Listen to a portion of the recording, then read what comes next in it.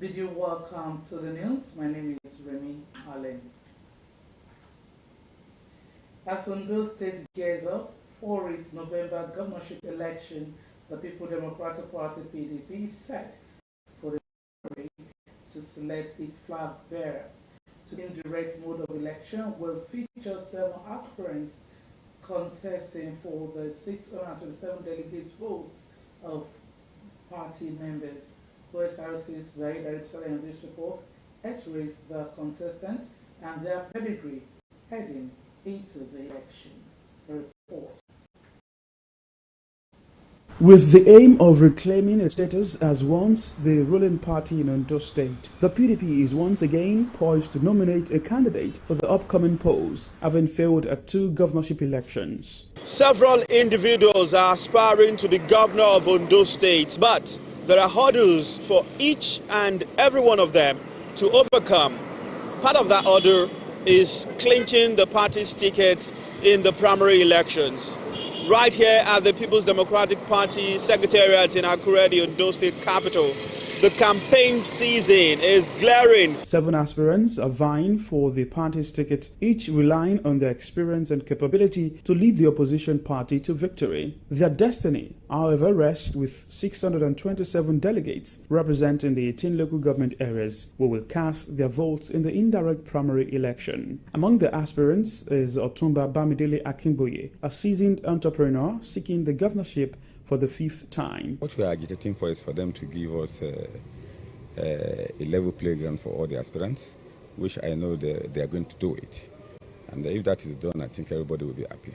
I want to come to Ondo State to comfort my people. Entrepreneur for 41 years, they understand me, and I know what it takes to run an election. Former Ondo State Deputy Governor Agbola Ajayi is again throwing his heart into the ring, canvassing party faithful to trust him with their votes. Politics is a game that's surrounded with controversy, argument, blackmailing, propaganda. These are legitimate weapons in politics. As long as you want to be in the game, you should expect some of these things.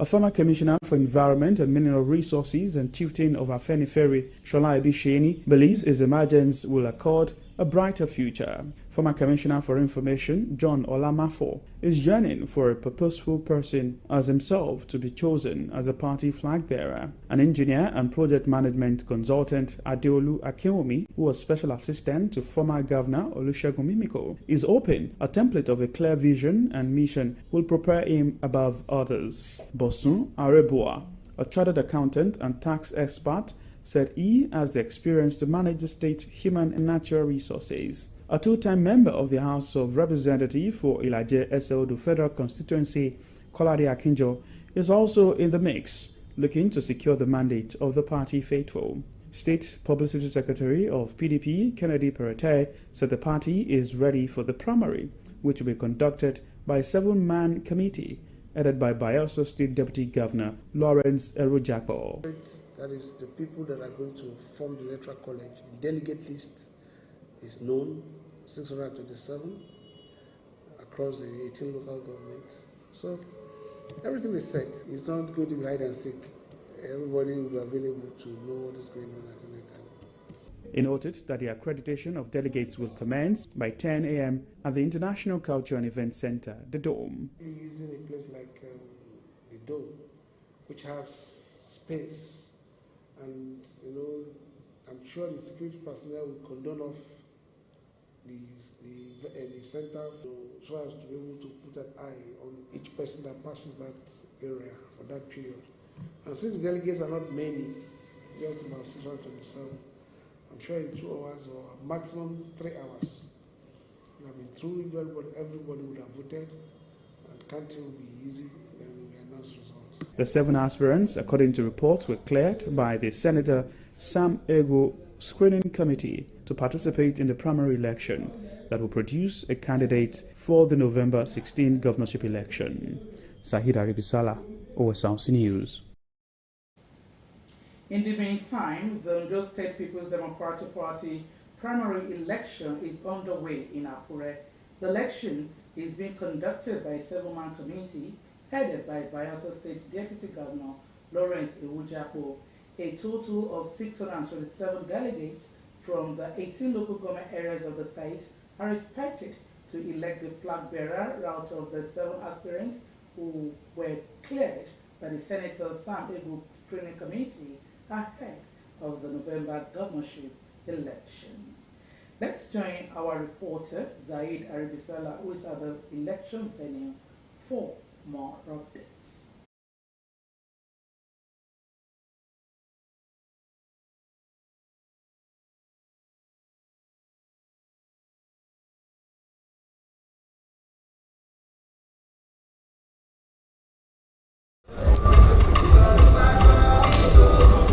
Thank you, Remy. The International Culture and Event Center, the Dome right here in Akure, is the venue for the primary election of the People's Democratic Party, PDP, heading into the November governorship election in Ondo State. And just like you mentioned earlier, 7 aspirants are contesting for the ticket of the party in this particular primary election. But of course, it's the D-Day already, and right here at the International Culture and Event Center, the delegates and of course party members are already thronging this particular location just to be a part of this process that will eventually lead to the emergence of the flag bearer of the party. And right here this morning, as at the time we arrived, we understand the primary election, the accreditation of delegates was supposed to start by 10 a.m. That's the official time we have from the party. But of course, it took a while before that process got started. And of course, as a matter of fact, the man heading the 7-man committee presiding over this primary election, which is the Deputy Governor of Bayelsa State, Lawrence Erujakwo, arrived at this venue few minutes to 11. And of course, he proceeded to take a look at what the situation and the arrangement that has been made was like at this particular venue. So let's take you to the process so far. Right at the main entrance to the International Culture at the Event Center, the Dome, you'll find a crowd of people, individuals, but party members, of course, those who are just who want to be onlookers of this process. Right at the outside gate of the International Culture and Event Center, the Dome, and it is at that particular point where the screening process of some sort started, because just like the publicity secretary told us earlier heading into this election, the area will be cordoned off so that people who are not supposed to be here do not make their way down here. So right at the entrance of the main gate, you have those who are supposed to be here, those who are delegates who are supposed to be here. They have a card that's been given to them, and that card is what secures their entry into the compound of the International Culture and Event Center, the Dome. And as soon as they move from that main entrance into the premises of the Dome, there are already canopies erected at different strategic points outside the main premises. That's outside the building itself, where people can hibernate and stay pending the commencement of the process. So from there is where they will now be ushered to various points where they will be accredited before eventually coming to the hall where I am standing right now. So let me bring you up to speed with what is currently inside this premises. Right here inside the hall, it has been demarcated in such a way that all of the areas have been tagged, so you know where to be and where not to be. Just to my right, you have a table set aside for members of the State Working Committee and State Executive Council. There are about 6 seats already there. You also have a part set aside for the Independent National Electoral Commission officials who will observe this process. The INEC officials have a seat set aside for them. You also have a place set aside for aspirants. 7 seats are already there for the aspirants, where they will also be able to look at what the process, how the process will be going right here at the International Culture and Event Center. You also have a place for observers who are already also accredited, where they will stay. And of course, we have security agents also manning the entrances into this particular venue. And just to my left is where you find the boxes where the vote cast will be dropped by these delegates. 627 delegates will participate in this election. So 10 boxes have been provided for these delegates across the 18 local government areas. We understand they will be coming for this election. So 10 boxes is where they will be dropping the vote cast. And of course, there are 7 cubicles where the delegates can secretly go to and cast their votes and eventually move from there to drop the slip right here inside these boxes, and of course then move out from this premises. And the chairman of the committee and as well as members of the election committee are already on ground to see this process. We do not know how far it will take, but we're right here to give you updates on the proceedings right here at the International Culture and Event Center, the Dome.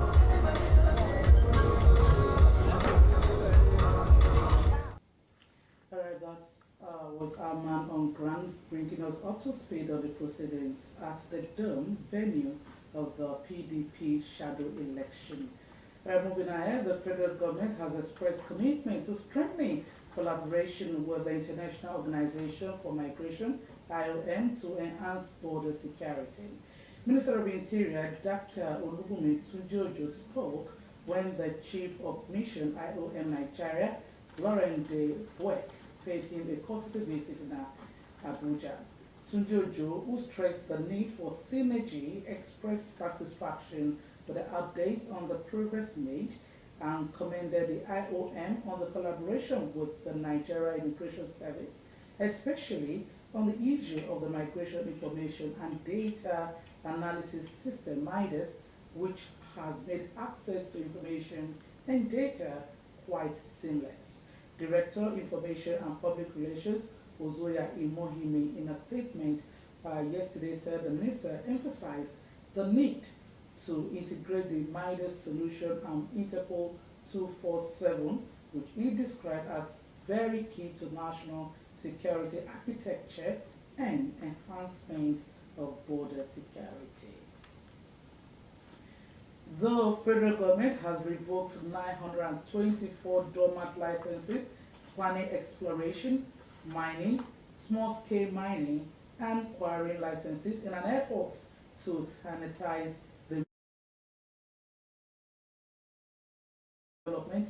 Dele Alake, who made the announcement at a press conference, declared that in line with constitutional provisions, adequate notice was given to all concerned parties through the official gazette of the Federal Republic of Nigeria, number 227, which was published on 27 December 2023. According to him, the notice gave all concerned parties 30 days to regularize their status, including clarifying what caused the license to be dormant, although 963 licenses were published and notified of the threat of revocation. No fewer than 39 either moved to the site immediately or convinced the authorities of the challenges hindering their operations. Given the precedents, Mr. Alake affirmed the revocation of 928 dormant licenses, which include 528 exploration licenses, 20 mining leases, 101 quarry licenses, and 273 small-scale mining licenses. The National Parent-Teacher Association of Nigeria, NEPTAN, has expressed support for the Minister of Education, Professor Tahir Mama's recent tertiary education admission age limit in Nigeria to 18 years instead of the current 16 years. The national president of NEPTAN, Haruna Danjuma, in a statement, explained that for the Minister of Education to have heard his view again about the 18 years age limit for tertiary education admission is a way of reminding parents of the risk to rushing their children's education. He therefore urged the federal government to co-opt the 3 major examining bodies in the country: the West African Examination Council, WAEC, the Joint Admissions and Matriculation Board, JAM, and the National Examination Council, NECO, to make the proposal a policy that will work effectively. Embattled former Minister of Aviation Adi Sirika has spent his second night in the custody of the Economic and Financial Crimes Commission over an ongoing 8 billion naira money laundering probe. This was as the Anti-Graft Commission began a probe into the alleged fraud involved in the botched Nigeria Air project. Top EFCC sources privy to the interrogation but were not authorized to speak publicly, confirmed that the EFCC interrogators grilled Mr. Sirika over the botched Nigeria Air project that has stirred controversy across the country. Though the commission is yet to uncover the total amount that was expended on the project, investigation is ongoing and Sirika would be arraigned in court next week as charges have been preferred against him. The Federal Airport Authority says it has diverted all flight operations from the Murtala Mohammed Airport Terminal 1 to the D wing of the airport over a fire incident. FAN also added that the engineers at the airport have disconnected power from the entire E-wing of the airport to quench the ravaging fire. According to a statement signed by the Director of Public Affairs and Consumer Protection, Obiageli Ora, smoke which eventually turned into fire erupted. FAN, together with the airport rescue and firefighting services team, were said to have restored calm in the area after some airport staff and travelers took to their heels. A downpour last night has wreaked havoc on the medium security custodial center in Suleja, Niger State, resulting in extensive damage to the facility and facilitating the escape of 118 inmates. This was disclosed in a statement signed by the spokesperson, Federal Capital Territory Command of the Nigerian Correctional Service, Adamu Duza. Duza noted that the downpour caused severe damage to the custodial center's infrastructure, including a breach in the perimeter fence, which allowed the inmates to flee. In response, the service swiftly activated its recapturing protocols, collaborating with other security agencies to recover 10 of the escaped inmates. Efforts to recapture the remaining fleeing inmates are said to be ongoing. Recognizing the vulnerability of aging facilities, many of which were built during the colonial era, Duza acknowledged that the service was committed to modernizing its infrastructure. The Nairobi County Governor's Office has an estimated 60,000 people, mostly women and children, have been severely affected by the floods. Storms and flash floods turned roads into gushing rivers and swamped homes with waist-high muddy water across the Kenyan capital, Nairobi, killing at least 10 people. The East Africa region lashed by relentless downpours in recent weeks as the El Nino weather pattern exacerbates the seasonal rainfall. Across Nairobi, vehicles were stranded in the deluge and people waded through floodwaters in slum areas to reach safety.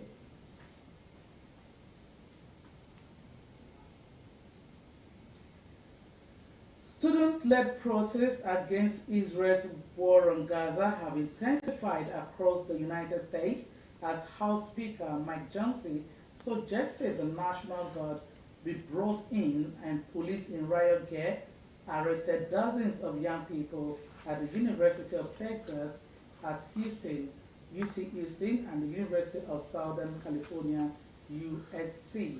The movement, which began at Columbia University in New York last week, is calling on universities to cut financial ties to Israel and divest from companies they say are enabling its brutal war on Gaza.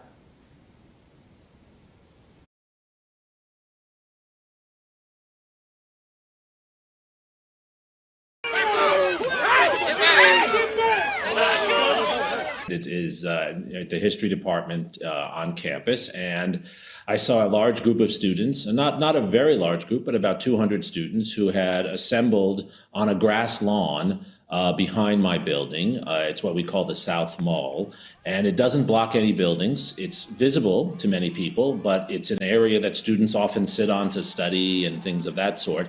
And these students were shouting "Free Palestine." That's all. They had maybe one or two signs. They were saying nothing anti-Semitic. They were saying nothing that was threatening. And as they were standing and shouting, I witnessed the police, the state police, the campus police, the city police, an army of police almost the size of the student group, collecting themselves. Many were carrying guns. Many were carrying rifles. And then within a few minutes, this group of police stormed into the student crowd and started arresting students. These students were shouting "Free Palestine." They were not threatening anyone. They were peaceful. They were loud, but they were peaceful, and they were not anti-Semitic either. And the police just started attacking them, and that led to more shouting. More students then arrived when they saw this, and the situation became more violent, but it became more violent because the police had attacked the students, not the other way around. Well, I believe that university presidents, including my own at the University of Texas, are afraid. They're afraid that they are going to be criticized and condemned by politicians, by the governor of Texas, by members of Congress. They're afraid they're going to be condemned for allowing anti-Semitism. And I'm against anti-Semitism too. I'm Jewish myself. I think anti-Semitism is horrible, and there has been too much of it. But the presidents are overreacting. And what they're doing is they're creating an environment in which no one is allowed to say anything that sounds critical in any way of Israel or any other topic. And they're making it impossible for students to express themselves. I want students to express strong opinions. I want them to argue. I don't want them to say anything that's offensive to another group. And I don't want them to use violence. But we're a university. We should be encouraging free speech. Presidents of universities now are afraid of free speech, and they're suppressing free speech. And that is terrible. We should not allow that to happen. People living in Athens, the Greek capital, have seen the sky turn orange. It was cast by clouds of dust from the Sahara Desert, which blew in from northern Africa. Omoshilola Adesoyajayi has details. Apocalyptic scenes over the Acropolis as dust from the Sahara accumulated in the air. It cast a shroud over Athens, turning the skies an orange hue, reducing visibility and prompting authorities to sound the alarm. We have to be careful to not breathe such air, right? And we have to stay home, basically. There are guidances from the doctors that should be followed in such cases because we observe concentrations that are 10 times or 20 times higher than the mean, than the average for a region. Many took the advice to stay indoors. I felt a discomfort. I tried to deal with it by staying in the house so that it didn't affect my health further. Others marveled at the spectacle. Everything was orange. It really felt like we were in the Sahara. This cloud orange tinted haze is a frequent phenomenon. It usually happens in spring and autumn. Low meteorological systems and strong winds transfer dust loads from the Sahara Desert, filling the skies, bringing with the risk of fanning wildfires. Unseasonal for this time of the year, but a devastating hazard in a country that experiences major blizzards every year. But there is one positive outcome of this dusty display. The clouds act as a nutrient for oceans, feeding plankton and fueling the growth of marine microorganisms, forming the basis of an intricate essential food web. Omoshilola Adesoyajayi, Osrc News. The UN Humanitarian Aid and Reconstruction Coordinator for Gaza has told the Security Council that irreversible steps need to be taken to facilitate unhindered delivery of more aid into Gaza. Sigrid Kaag also stressed that the quality of that aid must be improved. Kemisola Ochomo has details. A new United Nations lead mechanism for monitoring aid routes into Gaza will be operational in a matter of days. Cyril Kag, the UN Senior Humanitarian and Reconstruction Coordinator for Gaza, said that initially the mechanism will monitor aid routes via Cyprus and Jordan. Shortly after, begin monitoring aid entering through Egypt. I've informed the government of Israel on the operationalization of the mechanism as per the resolution. A database and notification system will go online for all cargo destined for Gaza along supply routes. The approval for the placement of international monitors at crossings, inspection and supply points has been requested from relevant authorities. Verification and monitoring inside Gaza will commence as soon as possible. It has been over 200 days since Israeli war on Gaza began. Some council members said it is regrettable it has taken so long. And we are still discussing access to basic needs, basic human needs, such as access to food, water, and sanitation. Kag said she expects Israel to help facilitate the new aid routes, but the reality on the ground right now is much different. It remains extremely difficult to secure safe and unimpeded access for humanitarian movements to northern Gaza. OCHA reports that as of today, more than one-third of aid missions to the north in April were denied or impeded by Israeli authorities. Kemisola Jom, Osrc News. And that's World Afternoon. Many thanks for watching. Good afternoon. Go.